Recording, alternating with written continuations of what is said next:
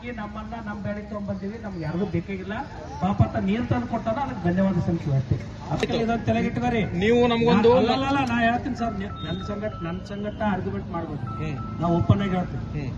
ನಮ್ಮ ಸಂಘಟ ಯಾರು ಆರ್ಗ್ಯುಮೆಂಟ್ ಮಾಡಲ್ಲ.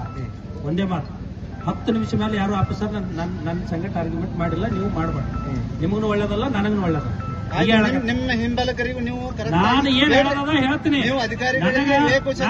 ಹೇಳ್ತೀನಿ ಕೇಳ್ರಿ ಸರ್, ಇಲ್ಲಿ ನಾ ಮನವಿ ಕೊಡವಲ್ಲ, ತಲೆಗಿಟ್ಟಗದಿ.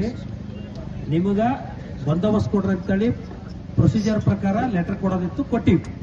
ಅವಾಗೂ ನೀವು ನನ್ನ ಸಂಘಟ ಒಂದೊಂದು ತಾಸು ಏನಪ್ಪ ಅಂದ್ರೆ ಆರ್ಗ್ಯುಮೆಂಟ್ ಆಗ್ಯಾರ.